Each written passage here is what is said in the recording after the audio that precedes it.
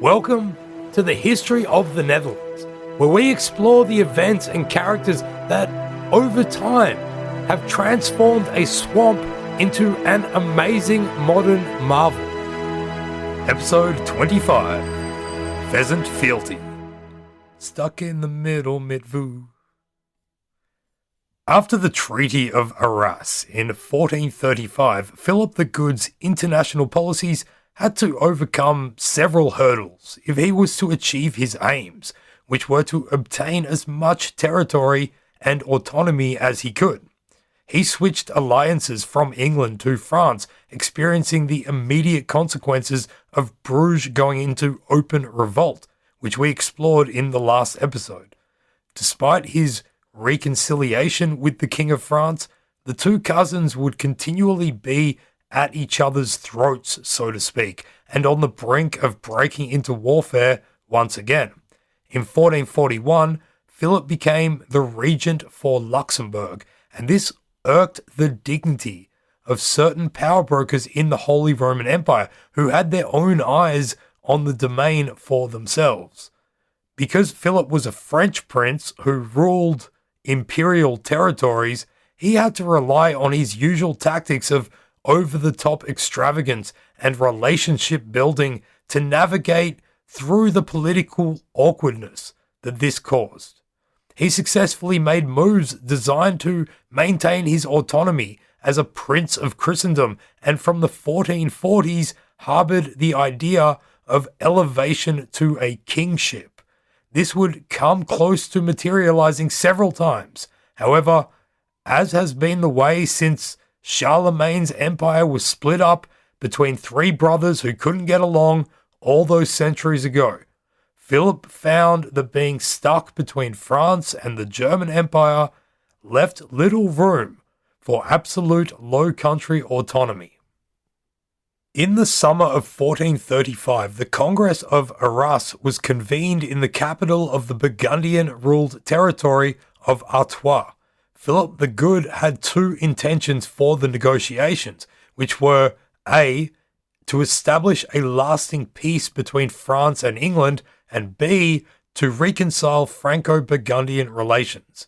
As you will well recall, these relations had gone from being pretty sour to almost irretrievable when the current French king, Charles VII, had Philip's father John assassinated in 1419.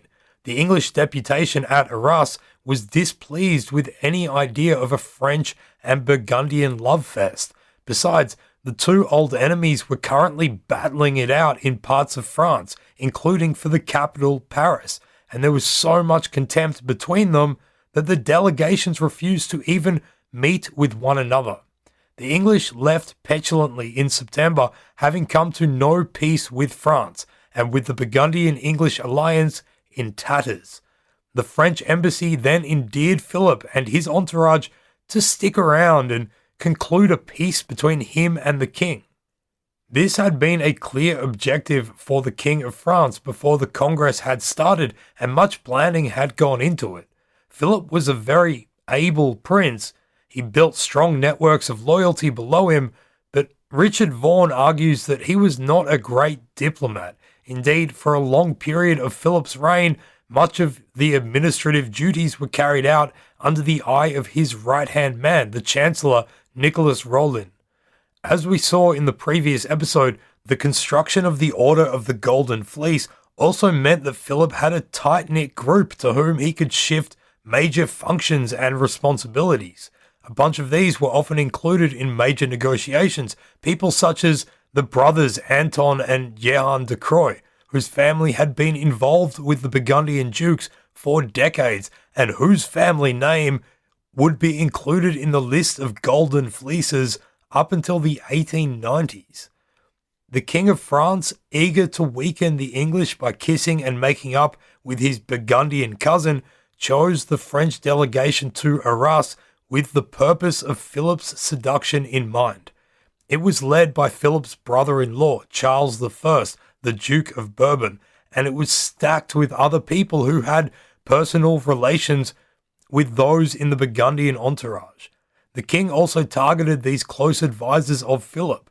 On the 6th of July, 1435, before the Congress, he wrote in a directive, quote, "Be it known that we, having heard on good authority of the good will and affection which Nicholas Rollin, Knight, Lord of Artois and Chancellor of Burgundy, and the Lords of Croy, Charny and Bassigny, councillors and chamberlains of our cousin of Burgundy, and other servants of his, cherish for the reconciliation and reunion of us and our cousin, bearing in mind that this peace and reconciliation is more likely to be brought about by our cousin's leading confidential advisers in whom he places his trust than by others of his entourage, and having regard for the great benefits likely to accrue to us, our subjects and realm, as a result of this peace and reconciliation, which we hope that the aforesaid Chancellor and Lords of Croy, Charny, and Bassigny will do their best to bring about. We grant, and have granted by these present letters, the sum of 60,000 gold salutes to divide between them as follows." End quote. He then went on to list the sums that each man was to be gifted, bribed, morally lubricated. He also commanded that a different sum was to be given to 4 other knights and divided between them. Isabella of Portugal, Philip's wife, also played a leading role in the discussions and was pushing for alliance with the French. Given her English connections, something must have swayed her in this direction. After the successful completion of the treaty, it turns out that she too had been bought off by the French king, receiving the confirmation of a large annuity that the French throne paid to Hainaut, and which, as the Countess of Hainaut, she had recently acquired the rights to from Philip. Clever Isabella. The resultant Treaty of Arras effectively brought an end to the internal open conflict between Armagnac and Burgundian forces in France. But crucially, and we didn't mention this last episode because we didn't want to lose focus, it disavowed Philip of his vassalage to King Charles VII for the remainder of their lives. As long as either of them was alive, Philip did not have to pay homage to Charles VII as his liege. With this, Philip achieved something that many other counts of Flanders would have dreamed of, but which none besides him had ever managed: real independence from France. It also marked a major turning point in the 100 Years' War.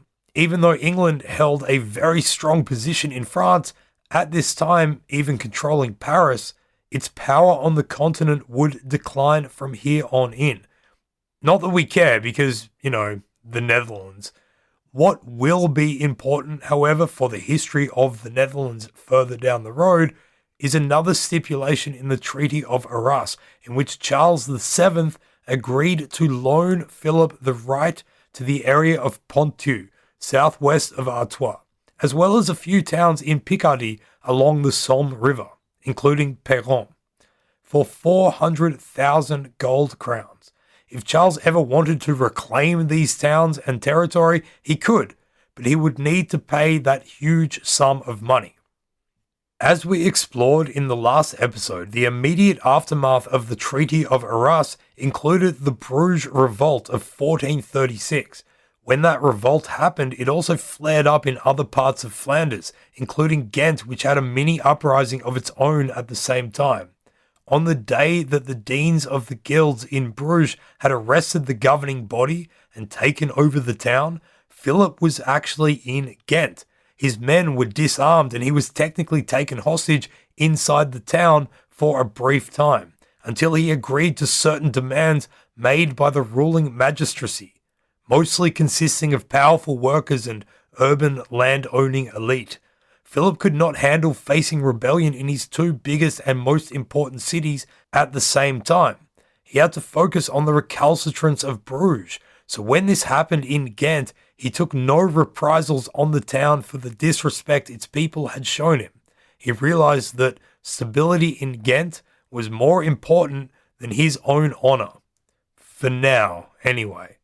His willingness to turn the other cheek for the moment is the reason that we talk about the Bruges uprising of 1436 and not the Bruges and Ghent rebellion, or probably more likely the general Flemish kerfuffle of 1436. Instead, issues in Ghent were placed in a slow cooker and kept simmering and threatening to boil over for another decade. But don't you fear, we'll get another good old-fashioned Flemish revolt soon enough in the next episode. Despite the Treaty of Arras, the relationship between Philip and Charles VII would never go beyond symbolic platitudes to one another, such as exchanging godfather status and marrying their children to each other. In reality, Charles VII's main objective had been to break the Anglo-Burgundian alliance. Once this had been achieved, his lifelong held hostility to Burgundy resumed and grew, as he became more and more bitter about certain demands that Philip had made in the treaty. As we covered previously, in 1438, Isabella again showed how good she was at playing a long game. She began negotiating another trade agreement with England on behalf of Burgundy, Flanders, Hainaut, Holland, and Zeeland. This would be achieved by the end of 1439 and would turn out to last for decades, only being endangered once because of a touch of piracy by some Englishmen. As a result of the agreement, Charles VII would remain unplacated into the 1440s and seemed willing to obstruct and poke at Philip whenever he could. One of the most evident expressions of this was the arrival of écorcheurs into Philip's domains. Écorcheurs were armed bandits, we think best described as French land pirates. Yarr. Their name means flayers because they had a propensity to strip their victims of everything on them except for their shirts. These men were remnants of now unemployed soldiers and mercenaries from the discontinued Armagnac-Burgundian Civil War, which had been raging on and off for so long. With nothing to do, they kind of roamed around taking stuff from people and became an identifiable part of Charles VII's reign. Although Charles frequently condemned them, he did little else to discourage them. Assumedly, he preferred them to be keeping Burgundy on its toes rather than rampaging through French lands. They became referred to as les gens du roi, men of the king. International politics in this era always involved relations with the church. By the 1440s, Philip was the wealthiest prince in Christendom, and he sought to foster a very good relationship with whomever was the Pope.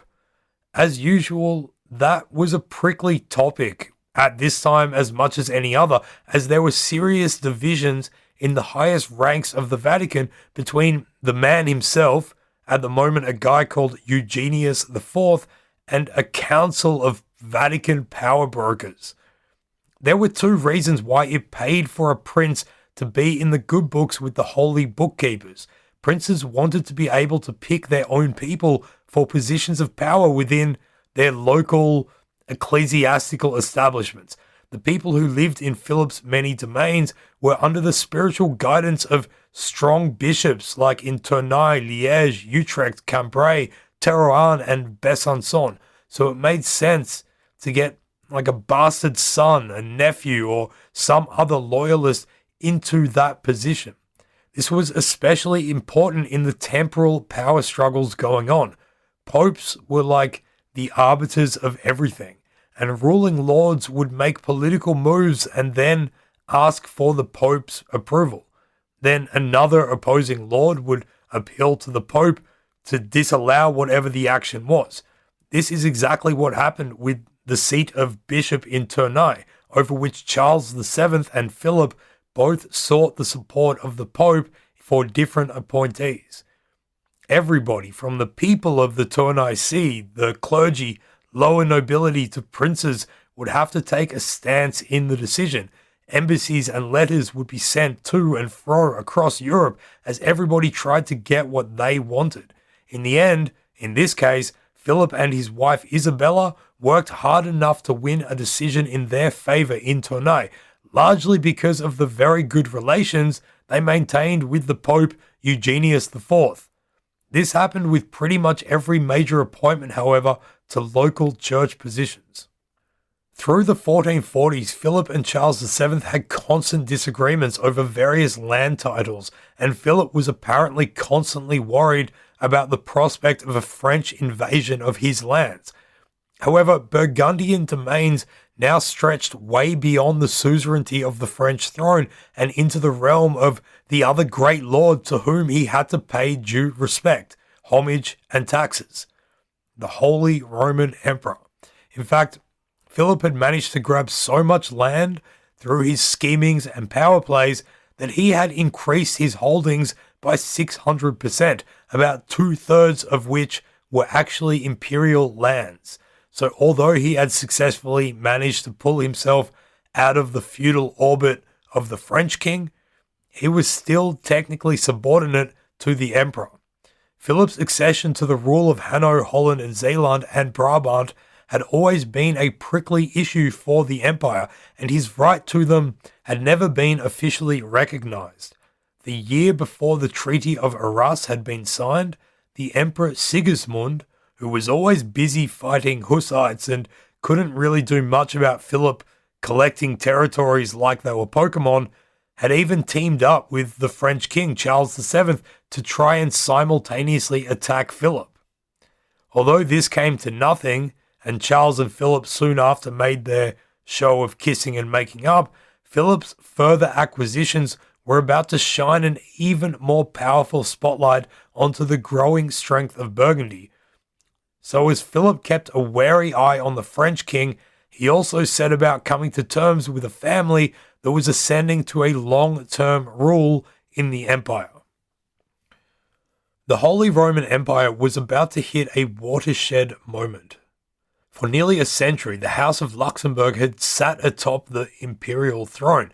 The political mire of imperial rule, however, was always tied up with the incessant goings-on in the church hierarchy, so getting the support of enough electors to become emperor was highly dependent on other political alignments.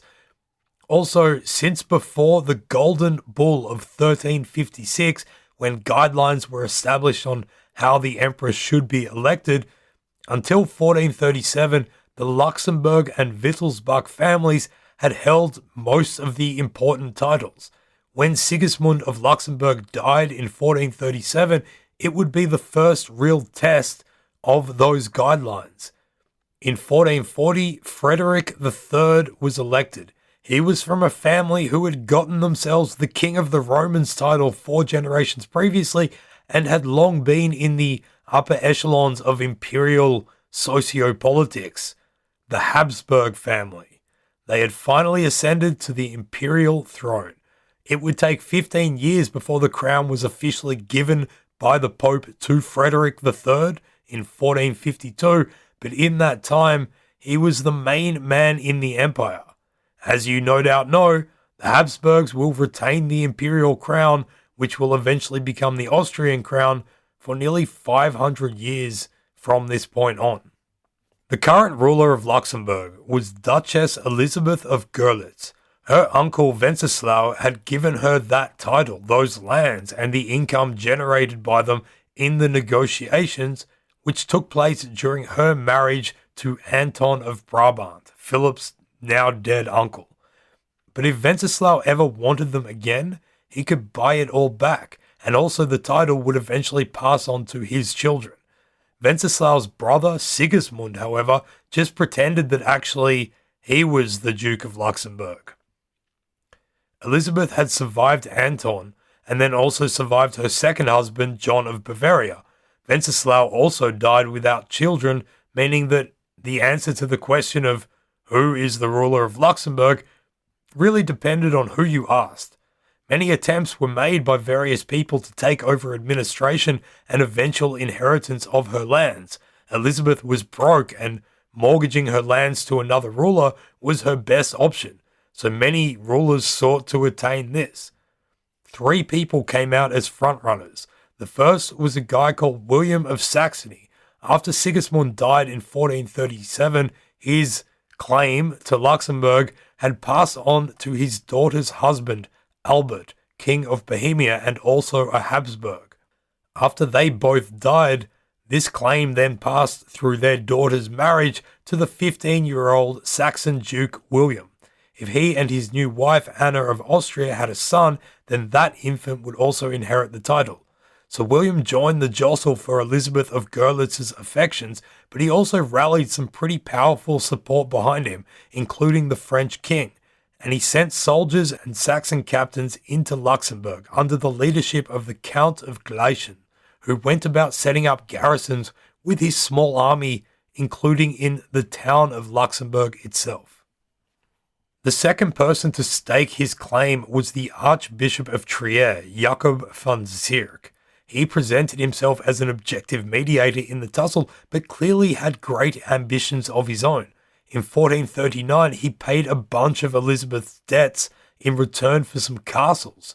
William of Saxony had persuaded Elizabeth to allow him to redeem her mortgage of Luxembourg, but he couldn't come up with the money in time. So in 1441, Jacob van Zierk managed to get Elizabeth to hand it over to him instead.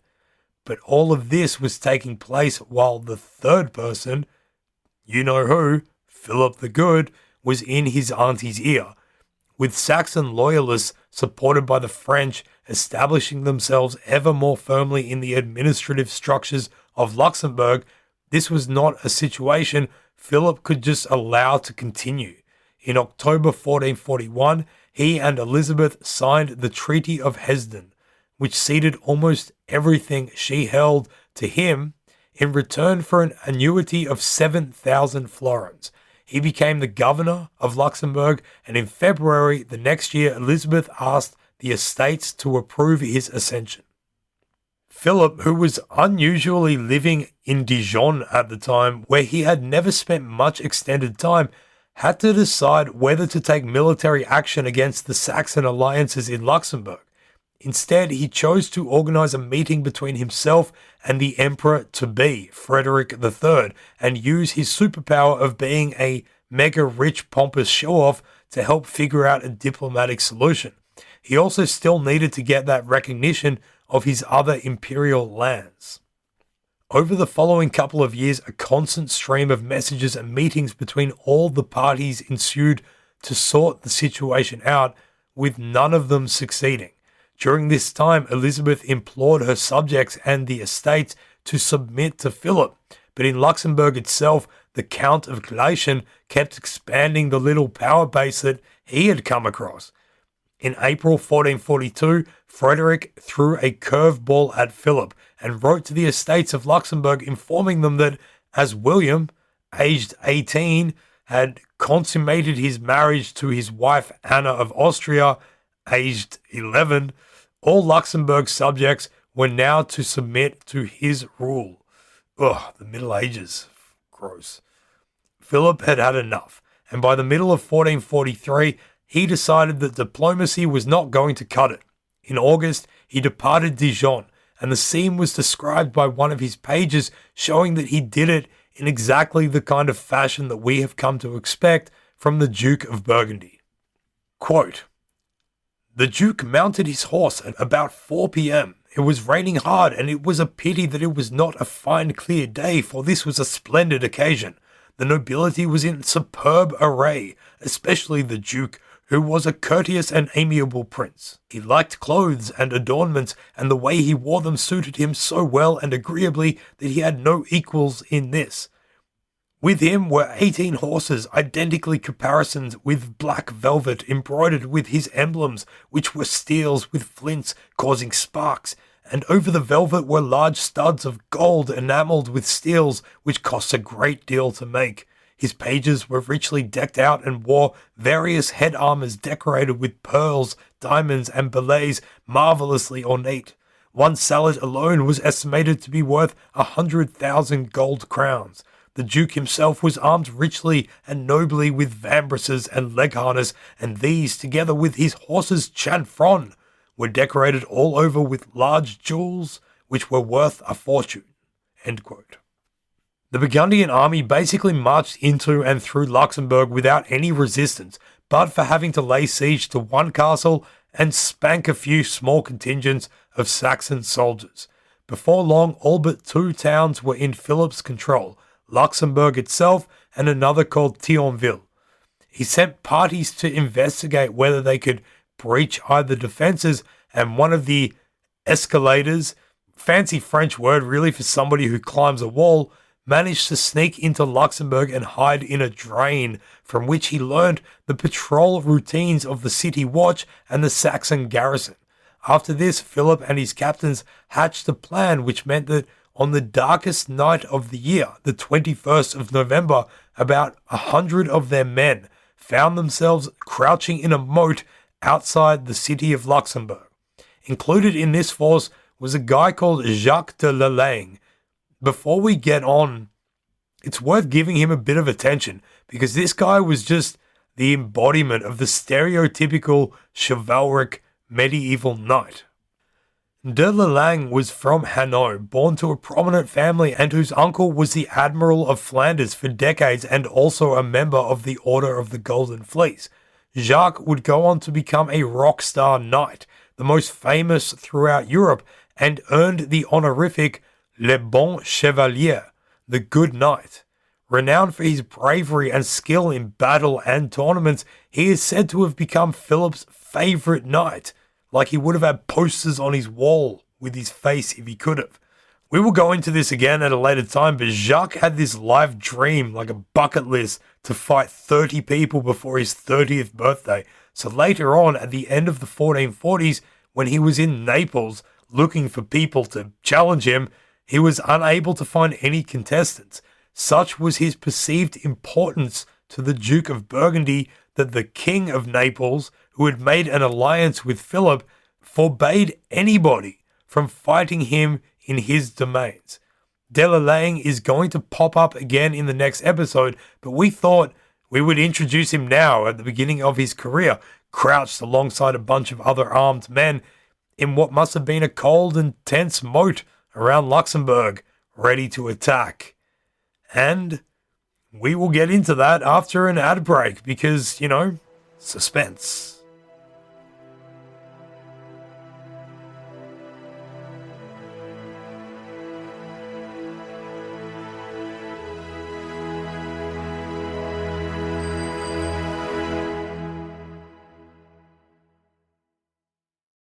Welcome back to the outskirts of Luxembourg on the darkest night of the year.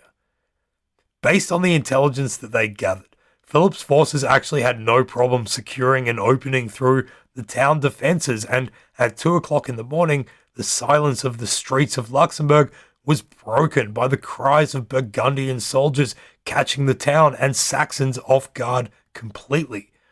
The Count of Gleichen and his men retreated to the town's castle, where they would hole up for another few months before escaping or surrendering.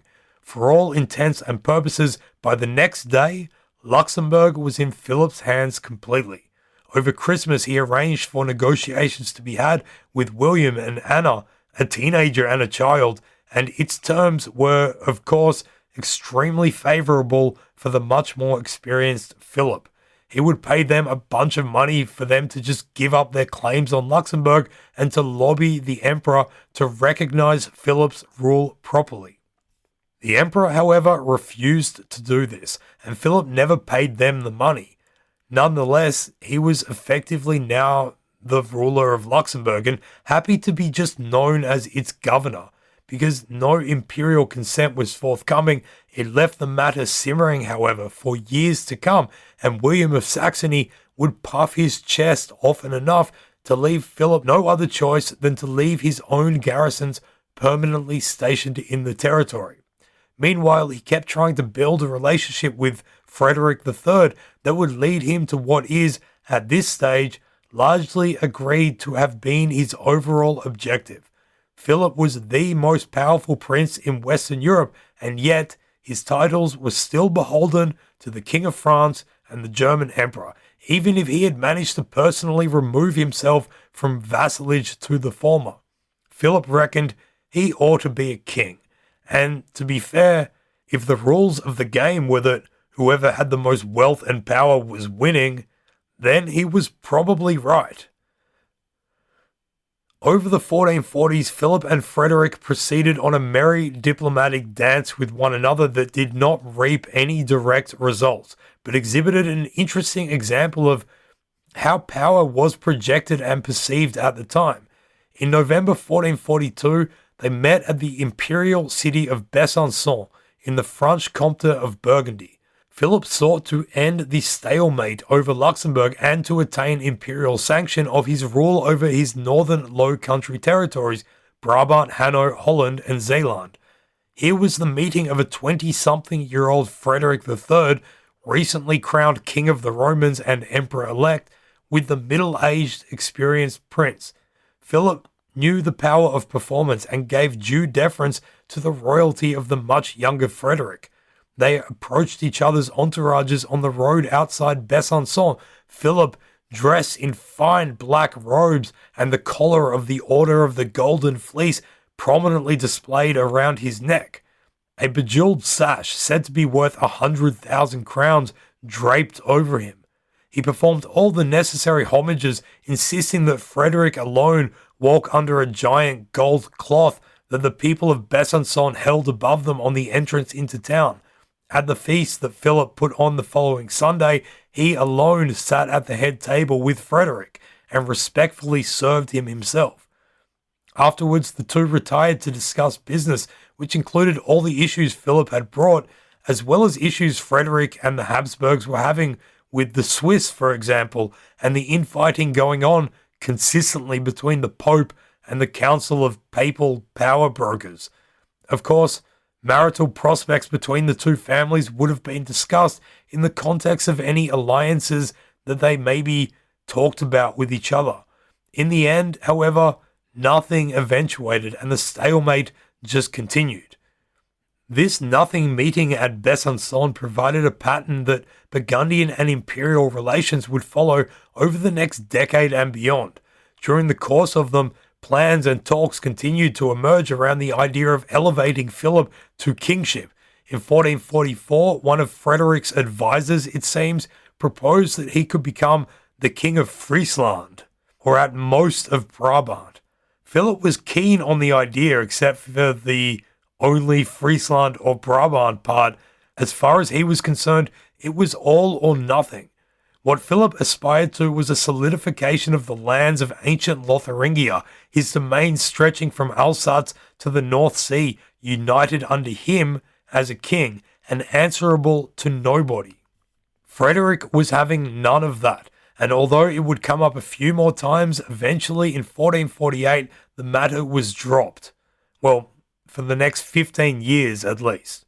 In 1451, Elizabeth of Görlitz finally died, and so the scrabbling for Luxembourg again went up a gear. There were strong parties within Luxembourg itself that were not at all supportive of Philip, and there was a rebelliousness with which they defied him inheriting his dead auntie's titles. This unrest was then exacerbated when in 1452, Ghent erupted in one of its most dramatic ever revolts. And we are talking about Ghent here, so yeah, this one was a doozy. However, we are going to cover it next episode when we turn our attention back to domestic affairs and away from all this international politicking that we've been wading through. In 1453, calamity shook Christendom. The Ottoman Turks, whose expansionism on the Anatolian Peninsula had been threatening the West for some years, broke through the gateway between the two worlds and managed to conquer Constantinople. 2 years earlier, at the chapter of the Order of the Golden Fleece, word had already reached Philip and his best knight mates about the Ottoman Sultan's intention to attack this last significant remnant of the Byzantine or Eastern Roman Empire. So he'd had a fair amount of time to think about what his response to this would be. But when Constantinople did fall, Philip was fully engaged, preparing to lay siege to Ghent. For years, he'd been fostering his good relations with the controversial Pope Eugenius IV, and he'd been talking up a crusade game for much longer before that. After all, Philip's father had led a disastrous failure of a crusade and still come out of it with more prestige and honor than he'd gone in. Philip was all about gaining prestige and honor, so of course he wanted to go and deal with this matter in the east, but of course he would have to deal with this bloody Ghent situation first, and yeah, then there was the unrest in Luxembourg to look into. It took until the end of the year before Philip had managed to subdue both, and then he did turn his attention towards arranging a crusade, or at least making a show of organizing a crusade. His approach was pretty true to Philip's fashion. He threw the party of the century with a whole lot of symbolic grandeur. In February 1454, Philip held an event in Lille which has become known as the Feast of the Pheasant. This was a grand banquet held for his court, complete with a viewing gallery for those who weren't quite special enough to be selected to sit at one of the 3 tables. The details of what went down have been preserved by court chronicler Olivier de la Marche in his memoirs, and they provide us an extraordinary insight into what exactly occurred. Most historians seem to think that although de la Marche may have been looking back on the event with some rose-colored glasses when describing it, the fact that he was actually part of the organizing committee and that he took part in the festivities himself, at one point entering into the dining hall riding on a mechanical elephant, means that we can probably trust a lot of what he says. Delamarche describes how the tables in the room were decorated with entremets, which are essentially automata, moving mechanical statues which must have been peak technology for the time. On the middle was a model of a church, complete with ringing bells and small singing people and glass windows. There was a statue of a small child on a rock, which was totally naked and continuously pissing rose water. Kind of like the famous mannequin piss statue, which can be found in Brussels today. The English word mannequin actually derives from the Middle Dutch word manneken, which means little man. So even though you can make a word look as French as you like by chucking a Q in it, actually mannequin. Bet you didn't know that was Dutch. Anyway, back to the party. There was a giant model ship, a carrack, entirely rigged up and packed with goods and sails and looking apparently more beautiful than any real ship in the world. There was a miniature meadow constructed out of glass and sapphires in which stood St. Andrew with a cross in front of him, from which water was shooting out high into the air. On another table there was a giant pie with 28 musicians inside it. Not mechanical musicians, real actual flesh and blood people in a pie, playing their instruments and songs in a pie. There were mechanical birds and men shooting at them. There was a mechanical tiger fighting a mechanical serpent, a man riding a bear, another model ship which was floating around in a lake surrounded by castles. There was a statue of a naked woman with a veil in just the right spots to cover her naughty bits, who was spraying Hippocrates spiced wine from her breast while being guarded by a real live lion attached to a pillar with a chain next to a sign that read, "Do not touch my lady." After the guests had admired all of these sights, the banquet began. The Duke of Burgundy and his crew sat at one table. The next Duke of Burgundy, Charles, and his bastard brother Anthony, and a whole bunch of knights and ladies sat at the second table, and all of their entourages sat at the third. Course after course was brought out to the guests by little chariots. As they ate, a dazzling array of entertainment took place. They watched a rendition of the story of Jason and the Argonauts. Music by Gilles Binchouac was performed. A boy came in riding a mechanical stag, and the boy and the stag apparently sang a duet together. Like the stag opened its mouth and sang, kind of like what you see at Christmas markets today. A fire-breathing dragon shot flames across the entire room. A couple of falcons killed a heron, which was then presented to the Duke, and then finally a giant walked into the room, dressed up looking like a Saracen from Granada, leading a mechanical elephant on which was a castle with a woman inside it, dressed in white satin like a nun, but with a black cloth over her hair. Some people speculate that This is Olivier de la Marche himself.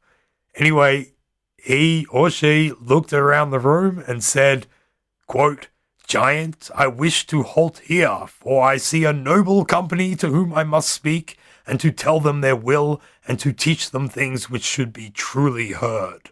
End quote. At this point, and we'll go to de la Marche himself, quote, "She explains that she is Holy Church, ruined and in bitter pain. She has implored help from the Emperor, the Christian and most victorious King of France, other kings, lords, and all good Christians. She is now joyful that she can bring her lament before the Duke of Burgundy and ask all to reflect the shame that has befallen her, appealing in particular to the Knights of the Golden Fleece and other gentlemen for help." End quote. So with this plea by this cross-dressing chronicler representing the Holy Roman Catholic Church, a pheasant covered in pearls and wearing a golden necklace similar to that worn by the Order of the Golden Fleece was brought out, accompanied by two damsels, upon which Philip took this most perfect opportunity to score some popularity points, and at the same time make a pretty nasty jab at his infernal enemy/non-enemy Charles VII of France. Standing up and speaking to the room, Philip said, quote, "I vow to God my Creator, and to the most glorious Virgin, his mother, and to the ladies, and I swear on the pheasant, that if the most Christian and victorious prince, my lord the king," talking about Charles, "takes the cross and exposes his body in defense of the Christian faith and in resisting the damnable enterprises of the Grand Turk and the infidels, and if I am not physically incapacitated, I shall serve him on the crusade in person and with an army. And if the affairs of my lord the king are such that he cannot go in person, and he appoints a prince of the blood or other lord head of his army, I shall obey and serve him on the crusade as best I can, as if the king himself were there in person. If, because of pressing affairs, the king is neither disposed to go nor send someone, and other sufficiently powerful Christian princes undertake the crusade, I shall accompany them and employ myself with them to the best of my power in the defense of the Christian faith, provided that this is with the agreement and permission of my lord the king, and that the lands which God has entrusted to me to rule are in peace and security. If during the crusade I by any means discover that the said Grand Turk would be willing to do battle with me in single combat, I shall fight him with the aid of God and the Virgin Mother in order to sustain the Christian faith." End quote. So after making this very serious vow, but with very many caveats, apparently a bunch of other people in the room were caught up in the spirit of the occasion and inspired by the pheasant to make similar vows. This might seem really weird to us, but apparently it was a thing for chivalric knights to make vows to birds. Maybe this is something we should bring back in the post-COVID-19 world. "I swear on this duck that I shall keep 1.5 meters distance from all others." Some of these vows, whilst less avian in nature, were equally funny, such as vowing to eat nothing on Fridays until having a chance to attack an infidel, or not going to sleep on Saturdays until completing this mission. In all of this, Philip got to make himself look glorious and willing, while challenging his cousin Charles VII to do the same. In fact, Philip had put the challenge out now to all the great princes of the West, suggesting that he was a more virtuous Christian prince than any of them. Soon afterwards, he was summoned by Frederick III to the Imperial Diet at Regensburg to take place in April 1454. The main discussion point was to be arrangements to go crusading. His trip to Regensburg was one of only 3 major journeys that Philip ever made outside of his lands. He took his time, making certain visits along the way and being accompanied by all types of high lords, most notably the Duke of Bavaria, who travelled with him for nearly a week. Along the way, Philip had all his entourage splashing cash all over the place, and he paid the inns he stayed in very handsomely to prominently display his ducal banners. He made sure that his journey and arrival made as big a statement as they could, and he was clearly set to be the most eminent person at the diet next to the emperor. As for the emperor, he didn't even turn up to his own party, but had to hurry off on imperial business and sent representatives instead. Namely, he had to go give aid to the regent of Hungary, who was dealing with internal strife and also just having a terrible time of it against the Ottomans. This was one of the biggest problems that the imperial structure always had, that whoever was calling themselves emperor had so much to deal with, but there were so many political layers of decision making that everybody had to wade through. A few days before the royal convoy was supposed to leave Austria, Frederick's chief representative, a guy called Aeneas Silvius, wrote to a cardinal about Frederick not attending, quote, "I fear that in German fashion, because of the emperor's absence, we will only get another diet out of this one." Silvius ends this speculation in a way that suggests that even without the emperor present and there being basically no point to the whole thing, it would still be worth it for the party. Quote, "But we hardly know what the evening may bring." End quote. Despite all his seeming prevarication and ceremony, Philip was actually eager to make a crusade happen. It would further cement his name in history. With news of the struggles in and around Hungary reaching those present, Philip stood up at the diet and again made a solemn vow. Quote, "What is the use of a long discussion? Aeneas has shown us our duty. Let others give their opinions. I will speak for myself. I realize the crisis in which Christianity finds itself. If we wish to keep our faith, our liberty, our lives, we must take the field against the Turks and crush their power before it becomes any stronger. I will not refuse to devote my person and my resources to this cause. If only some other prince who is fit for this enterprise will gird himself to go with me." End quote. For this rousing speech, Philip received applause and unanimous support and fellow pledges to go and save Christendom. Silvius later wrote that, quote, "The whole assembly voted him, the only one of them all qualified and deserving to govern a state." End quote. But now, any decision on putting a crusade together was automatically postponed to the follow-up diet in Frankfurt, as Silvius had predicted. The emperor's absence not only meant that there would be no certainty of a crusade, but there would be no discussion about the things that Philip really cared about, namely settlement of Luxembourg and imperial consent to his rule over the northern Low Countries. As Chastelain wrote afterwards, ultimately Philip had, quote, "made a long and perilous journey of little result, but full of merit nonetheless, and of glory as far as his person was concerned." End quote. He left Regensburg with his prestige and honour even more esteemed than it had been, and still making noises about a crusade. In the end, though, the crusade would never happen.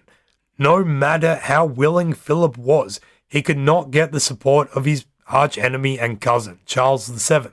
Philip probably felt that if he could not unite with France against a common enemy who was not the English, but rather non-Christian people on the other side of Europe, then it would be folly to go without French support.